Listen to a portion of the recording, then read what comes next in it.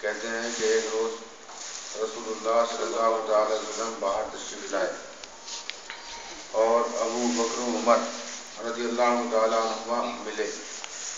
ارشاد فرمایا کیا چیز تمہیں اس وقت گھر سے باہر لائی؟ عرض کی بھوک۔ فرمایا قسم ہے اس کی جس کے ہاتھ میں میری جان ہے، جو چیز تمہیں گھر سے باہر لائی وہی مجھے بھی لائی۔ کس نے فرمایا؟ نبی پاک نے۔ ارشاد فرمایا اٹھو۔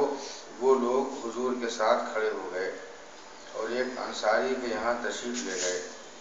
دیکھا تو وہ گھر میں نہیں ہے۔ انصاری کی بیوی نے جو ہی ان حضرات کو دیکھا مرحبا و اہلا و سہلا کہا، یعنی خوش آمدید۔ حضور نے دریافت فرمایا کہ فلاں شخص کہاں ہے؟ اس خاتون نے کہا کہ میٹھے پانی کے لیے گئے ہیں، میٹھا پانی لینے کے لیے باہر گئے ہیں۔ اتنے میں انصاری آ گئے۔ حضور کو اور شیخین کو، یعنی حضرت ابو بکر، حضرت عمر فاروق رضی اللہ تعالیٰ عنہ، جب ان کو سب کو دیکھا تو صحابی رسول نے تو دیکھ کر کہا الحمدللہ، آج مجھ سے بڑھ کر کوئی نہیں۔ یہ جب منظر دیکھا تو مارے خوشی کے کہا آج مجھ سے بڑھ کر نصیب میں کوئی نہیں، جس کے یہاں ایسے معزز مہمان آئے ہوں۔ پھر وہ کھجور کا ایک خوشہ لائے جس میں ادھ پکی اور خشک کھجوریں بھی تھیں اور رطب بھی تھے، یعنی کچھ پکی تھی، کچھ تر تھی، کچھ سوکھی تھی، اور ان حضرات سے کہا کہ کھائیے، اور خود چھری نکالی۔ سمجھے آپ؟ خود چھری نکالی صحابی رسول نے، اور یعنی بکری ذبح کرنے کا ارادہ کیا۔ حضور نے فرمایا دودھ والی کو ذبح نہ کرنا۔ فرمایا سرکار نے دودھ والی کو ذبح نہ کرنا۔ انصاری نے بکری ذبح کی۔ ان حضرات نے بکری کا گوشت کھایا اور کھجوریں کھائیں، پانی پیا۔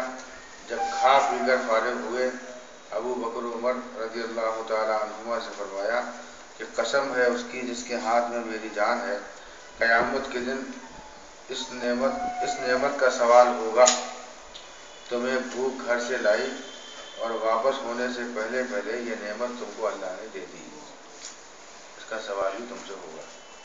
سبحان اللہ۔ حضرت مسلم و ابو داؤد نے ام سلمہ رضی اللہ تعالی عنہا سے روایت کی کہ حضور نے فرمایا جو شخص، دیکھیے غور سنیے اس کو، کھانے پینے میں لگ گئے، دیکھیے تھوڑا صبر کر لیجیے، کہیں جا نہیں رہا ہے، ہاں تھوڑا صبر کریے۔ حدیث پاک کا درس چل رہا ہے، اتنی پیاری پیاری باتیں ہو رہی ہیں، آقا کائنات کی گفتگو چل رہی ہے اور دماغ لگا ہوا کٹوریوں میں۔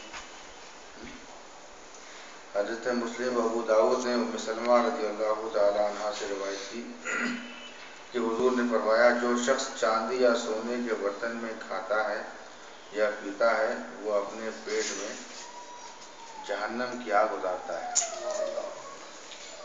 حضرت ابو داؤد وغیرہ نے ابو ہریرہ رضی اللہ تعالی عنہ سے روایت کی کہ رسول اللہ صلی اللہ تعالی وسلم نے فرمایا جب کھانے میں مکھی گر جائے تو اسے غوطہ دے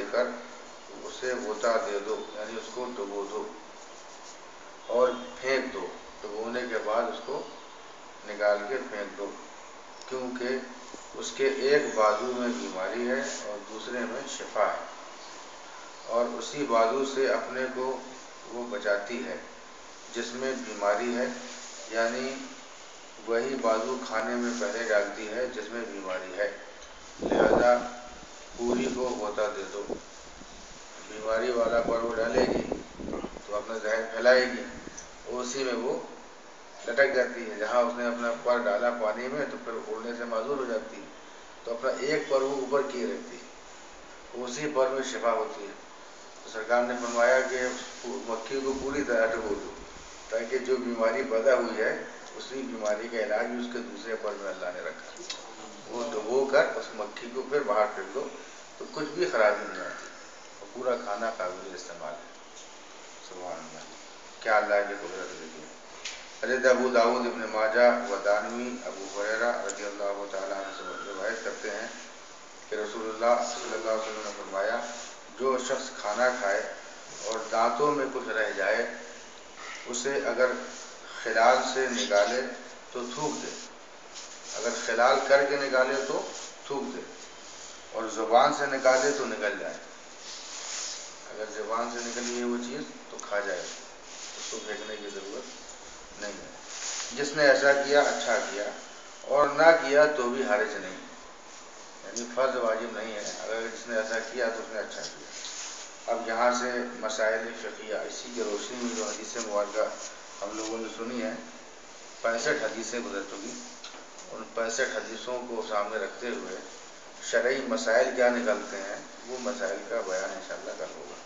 تو حقیقی پروردگار عالم ہم سب کو سنت و شریعت کے پابند سے بنائے، ہم سب کو اکابرین کے طریقوں کو اپنانے کی توفیق دے، مولا ہم سب کے اندر جو کچھ بھی خامیاں ہیں اپنے فضل و کرم سے دور فرما دے، ہماری ٹوٹی پھوٹی نیکیوں کو قبول فرما، ہم سب کو اپنی بارگاہ کا مؤدب اور اپنے پیارے محبوب کا سچا عاشق بنا، اور ہم سب کو مولا اپنے محبت میں اپنے پیارے محبوب کے عشق میں ہم سب کو مصروف فرما دے۔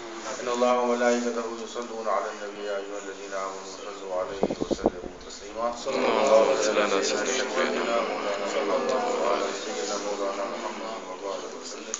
سبحان ربك رب العزة عما يصفون وسلام على المرسلين والحمد لله رب العالمين۔